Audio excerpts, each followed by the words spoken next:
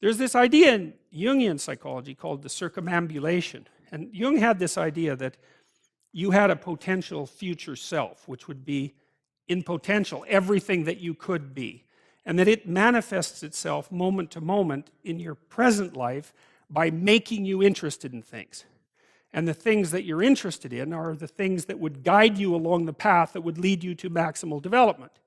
Now, it sounds like a metaphysical idea or a mystical idea even, but it's not. It's not. It's a really profoundly biological idea. The idea is something like, well, you're set up so that you're automatically interested in those things that would fully expand you as a well-adapted creature. Well, like, there's nothing radical about that idea. What else could possibly be the case? Unless there's something fundamentally flawed about you, that is what the situation would be. It's kind of interesting to think about how that would be manifest moment to moment, but the idea is something like, well, your interest is captured by those things that lead you down the path of development. Well, that better be the case. Okay, so that's fine. And so there's some utility in pursuing those things that you're interested in. That's the call to adventure, let's say. So, and the call to adventure takes you all sorts of places. Now, the problem with the call to adventure is, like, what the hell do you know? You might be interested in things that are kind of warped and bent. And often it's the case that when new parts of people manifest themselves and grip their interests, say, they do it very badly and shoddily. And so you stumble around like an idiot when you try to do something new.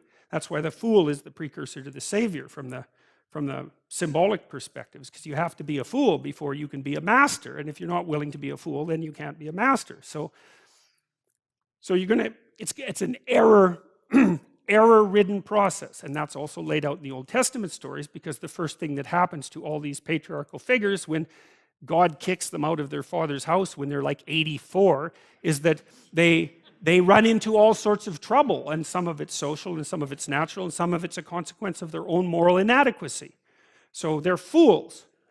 But the thing that's so interesting is that despite the fact that they're fools, they're still supposed to go on the adventure, and that they're capable of learning enough as a consequence of moving forward on the adventure so that they straighten themselves out across time. And so it's something like this. So this circumambulation that Jung talked about was this continual, we'll return to this continual circling in some sense of who you could be. You might notice, for example, that there are themes in your life. You know, when you go back across your experiences, you see you kind of have your typical experience that sort of repeats itself. And there might be variation on it, like a musical theme, but it's like you're circling yourself and getting closer to yourself as you move across time. That's the circumambulation. Now, you remember that for a sec, because we'll go back to it. Okay, so imagine that something glimmers before you. It's an interest that's dawning, and you decide, well, first of all, you're paralyzed. You think, well, how do I know if I should pursue that? It's probably a stupid idea.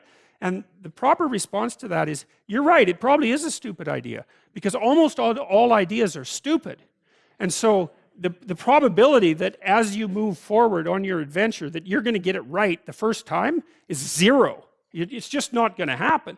And so then you might think, well, maybe I'll just wait around until I get the right idea, and which people do, right? So they're like 40-year-old, 13-year-olds, which is not a good idea.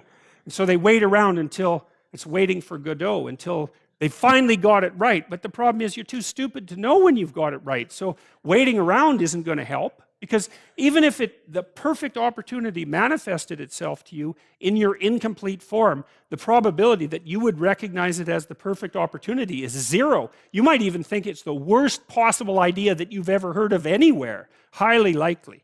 Highly likely. So you have, Nietzsche called that a will to stupidity, which I really liked. So, because he thought of stupidity as being, you have to take it into account fundamentally and work with it. And so you can take these tentative steps on your pathway to destiny, and you can assume that you're going to do it badly. And that's really useful, because you don't have to beat yourself up. It's pretty easy to do it badly. But the thing is, it's way better to do it badly than not to do it at all. And that's the continual message that echoes through these historical stories in Genesis. It's like, these are flawed people. They should have got the hell out of their house way before they did. And they go out and they stumble around in tyranny and famine and self-betrayal. And and violence, but it's a hell of a lot better than just rotting away at home. And that's great, so that's good. And so why is that? Well, okay, so you start your path and you think that you're heading, towards your star. And so you go in that direction. And then, because you're here, the world looks a particular way, but then when you move here, the world looks different, and you're different as a consequence of having made that voyage. And so what that means is that now that thing that glimmers in front of you is going to have shifted its location, because you weren't very good at specifying it to begin with, and now that you're a little sharper and more focused than you were, it's going to reveal itself with more accuracy to you. And so then you have to take it's almost like a 180-degree reversal. But it isn't, because, you've gone this far, and that's a long ways to get that far. But that's a lot farther than you would be if you just stayed where you were, waiting. And so it doesn't matter that you overshoot continually, because as you overshoot, even if you don't learn what you should have done, you're going to continually learn what you shouldn't keep doing. And if you learn enough about what you shouldn't keep doing, then that's tantamount at some point to learning at the same time what you should be doing. So it's okay. So it's like this. Now, what's cool about it, though, I think, is that as you progress, the degree of overshooting starts to decline, right? And that we know that there's nothing hypothetical about that. As you learn a new skill, like even to play a song on the piano, for example, you overshoot madly. You're making all sorts of mistakes to begin with, and then the mistakes, they disappear. There's a great TED talk, I think it was, about this guy set up a really advanced computational recording system in his home and recorded every single utterance his young child made while learning to speak. And then he put together the child's attempts to say certain phonemes and put them in a list, and you can hear the child deviating madly to begin with, and then after hundreds and hundreds of repetitions, just zeroing right in on the exact phoneme.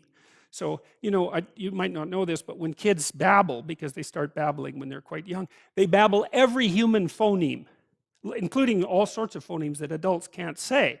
And then they die into their language, so that after they learn, say, English, then there's all sorts of phonemes they can no longer hear or pronounce. But to begin with, it's all there, which is really quite interesting. But so as they learn a particular language, they zero in on the proper way to pronounce that, and their errors minimize. And every time you learn something, that's how it is. And that's really useful to know, too, because it means that it's okay to wander around stupidly before you fix your destination.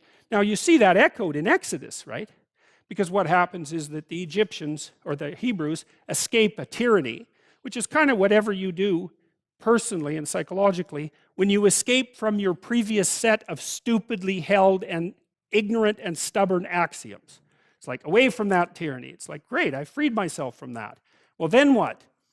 Well, you'd think, well, now I'm on the way. It's, no, you're not. Now you're in the desert, where you wander around stupidly, and worship the wrong things until you finally organize yourself morally again and head in the proper direction. So that's worth knowing, too, because you think, well, I got rid of a lot of things, excess baggage that I didn't need in my life, and now everything's okay. It's like, no, it's not. You've got rid of a whole set of scaffolds that were keeping you in place, even though they were pathological. And now you have nothing, and nothing actually turns out to be better than something pathological, but you're still stuck with the problem of nothing.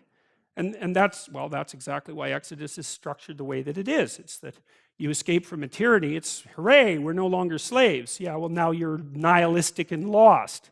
It's not necessarily an improvement. But it is see, it's also useful to know that, because you can also be deluded into the idea that, imagine that you're trying to become enlightened, which might mean to turn all those parts of you on that could be turned on. You think, well, that's just a linear pathway uphill. It's just from one success to another. No, it's not. It's like, here you are, and you're not doing too badly, and the first step is a complete bloody catastrophe. It's worse. and then maybe you can pull yourself together and you hit a new plateau, and then that crumbles and shakes, and bang, it's worse again. And so, because part of the reason that people don't become enlightened is because it's punctuated by intermittent deserts, essentially, by intermittent catastrophes. And if you don't know that, well, then you're basically screwed, because you go ahead on your movement forward and you collapse and you think, well, that didn't work, I collapsed. It's like, no, that's par for the course. It's not indication that you failed, it's just indication that it's really hard. And that when you learn something, you also unlearn something. And the thing you unlearned is probably useful, and unlearning it actually is painful. You know, let's say if you have to get out of a bad relationship. It's like there isn't any relationship that's 100% bad. And so when you jump out of it, well, maybe you're in better shape, but you're still lonesome and disoriented, and you don't know what your past was, and you don't know what your present is, and you don't know what your future is. That's why people stay with the devil they know instead of, you know, looking for the devil they don't know. So anyways, the fact that you're full of faults doesn't mean you have to stop. And thank God for that. That's a really useful thing. And the fact that you're full of faults doesn't mean that you can't learn. And so you can posit an ideal, and you're going to be wrong about it, but it doesn't matter, because what you're right about is positing the ideal and moving towards it. If the actual ideal isn't conceptualized perfectly, well, first, surprise, surprise, because like, what are you going to do that's perfect? So it doesn't matter that it's imperfect. It just matters that you do it and that you move forward. So that's really positive news as far as I'm concerned, because you can actually do that, right? You can do it badly. Anyone can do that. So that's useful. Okay, so like if you were an efficient person, you would have just done that. But you're not. But who cares? You know, you still end up in the same place. And maybe the trip is even more interesting. Who knows? Probably too interesting.